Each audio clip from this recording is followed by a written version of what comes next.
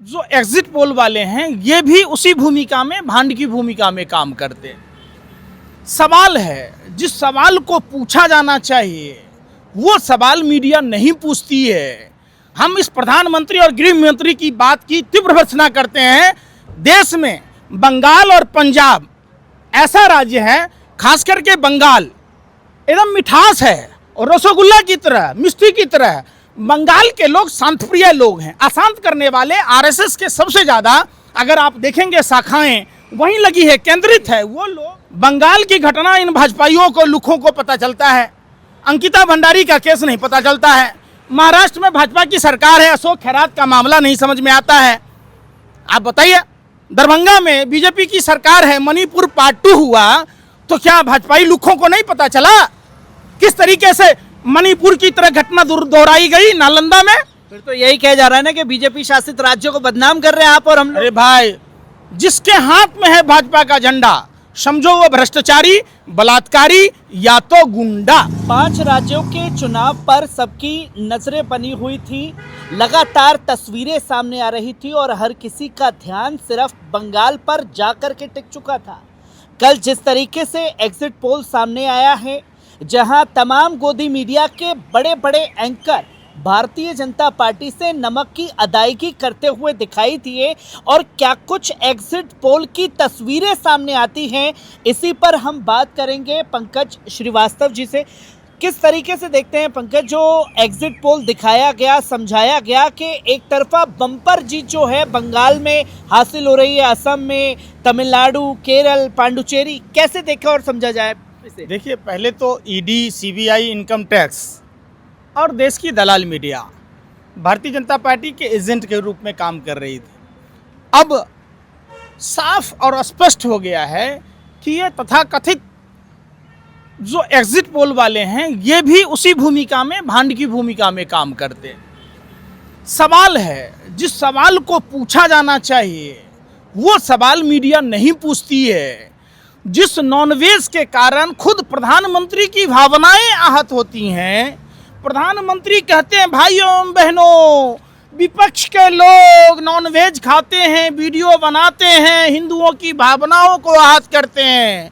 प्रधानमंत्री जी, थोड़ी सी लोक लज्जा शर्म नाम की चीज है या नहीं है? अनुराग ठाकुर आपके मंत्रिमंडल का सदस्य, रामचंद्र जी के अनन्य भक्त हनुमान जी का मंगलवार दिन है, उस दिन वो नॉनवेज खा रहा होता है बड़े ही मजे में, भगवा ओढ़ कर। जो भगवा हम सनातनी हिंदुओं के लिए गर्व का विषय है। भगवा कोई कलर नहीं है, भगवा इस बात का प्रतीक है, सनातन में त्याग, तपस्या, बलिदान, क्षमा, परोपकार के लिए जाना जाता है। उस भगवा को ओढ़ कर जिस तरीके से केंद्रीय मंत्री अनुराग ठाकुर ने मंगलवार के दिन नॉनवेज खाकर सिर्फ वोट के लिए, क्या प्रधानमंत्री जी आपकी भावना आहत नहीं हुई है? अब आपको मिर्ची नहीं लगी?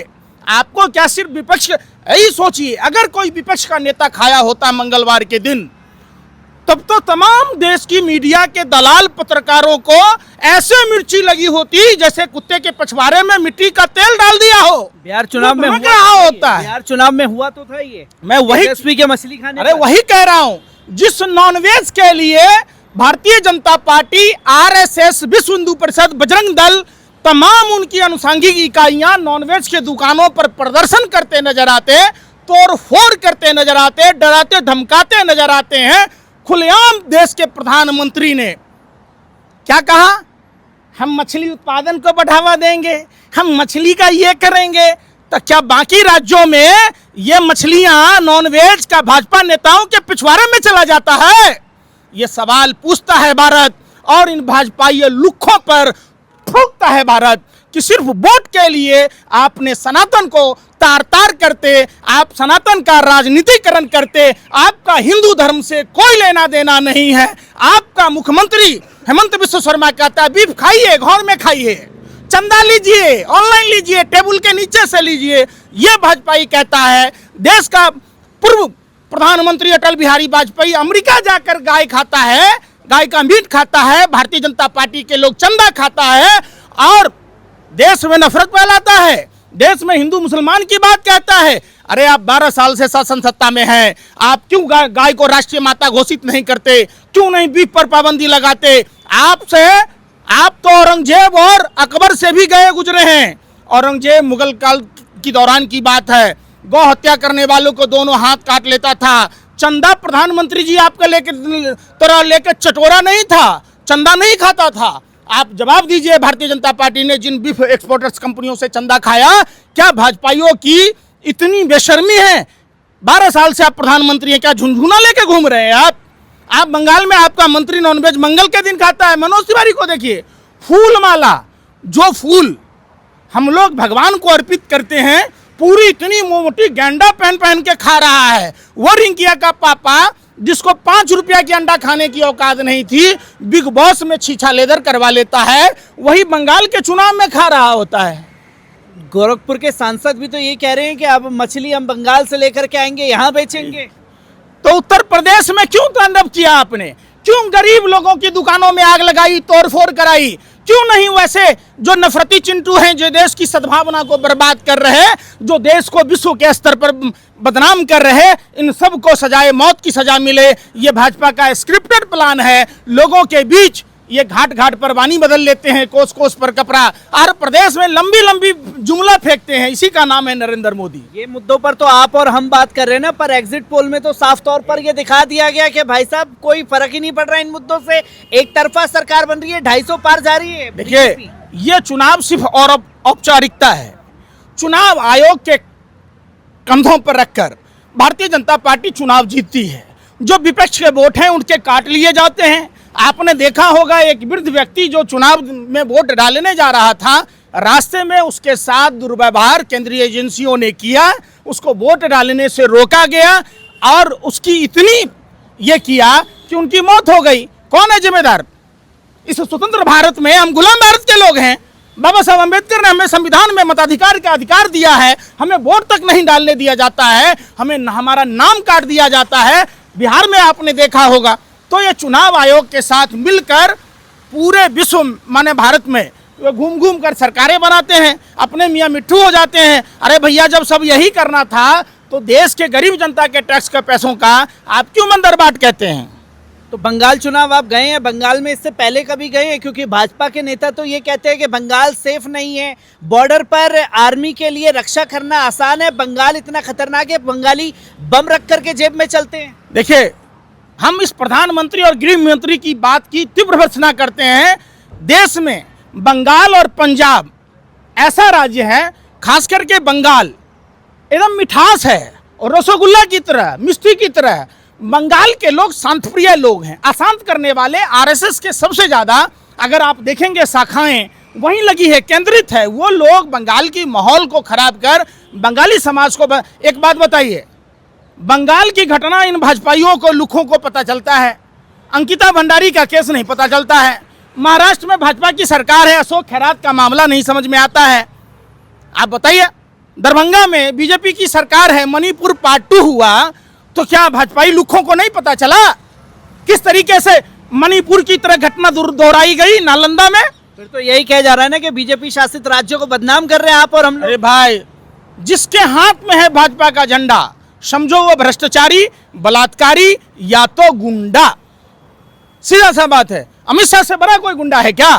अरे भाई, आप हिरन पांड्या केस का क्या हुआ, जज लोया का क्या हुआ?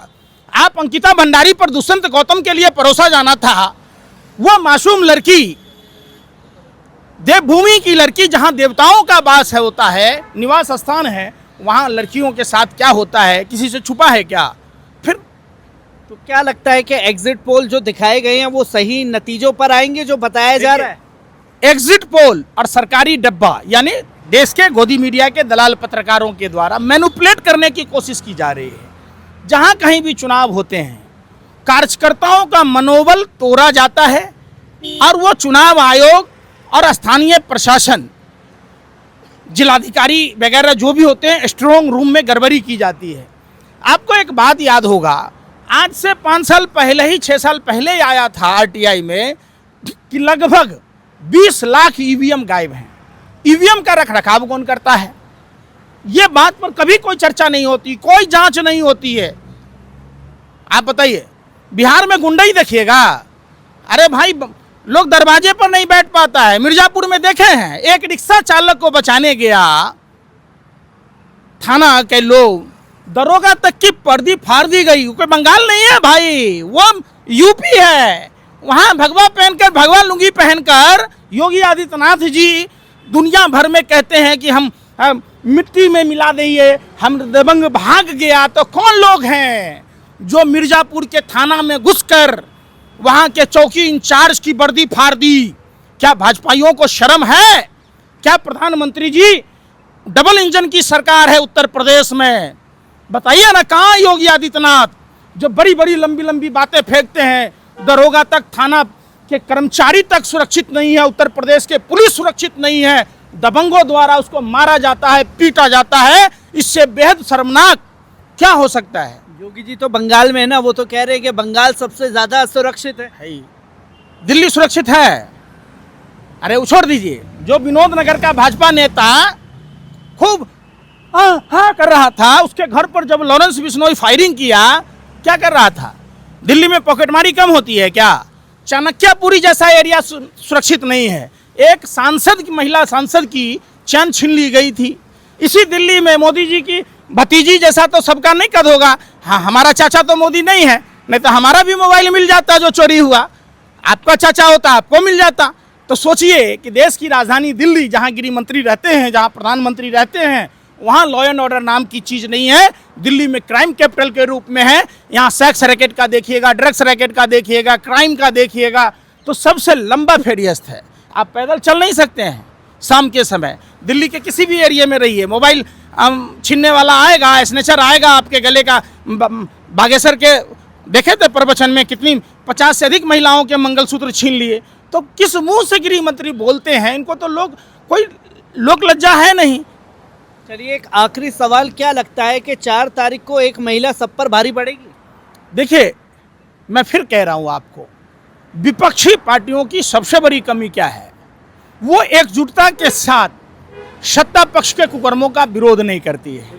इसमें बीजेपी की जीत में सबसे बड़ा रोल विपक्ष के जो लोग हैं, राजनीतिक पार्टियों के लोग हैं, उनका कम्युनिकेशन गैप होना, उनका अहंकार में होना, उनके यहाँ जो मॉनिटरिंग व्यवस्था नहीं है विपक्ष में, जहाँ भाजपा के स्लीपर सेल के लोग काम करते हैं। और नतीजा ये होता है कि विपक्ष का वजूद मिटता जा रहा है। विपक्ष के सभी पार्टियों को अपने अपने कार्यालयों में, अपने अपने प्रतिष्ठानों में मॉनिटरिंग की व्यवस्था करनी होगी, ताकि भाजपा सेल के जो लोग, स्लीपर सेल के लोग विपक्षी पार्टियों के यहाँ काम कर भाजपा को मजबूत करते हैं और उनकी ही पार्टी को कमज़ोर करते हैं, उन पर अंकुश लग सके। तो पंकज श्रीवास्तव जी हमारे साथ मौजूद थे, जिन्होंने बताया कि किस तरीके से सरकारी मिशनरी से लेकर के तमाम राजनेताओं द्वारा एग्जिट पोल को मैनेज किया जाता है।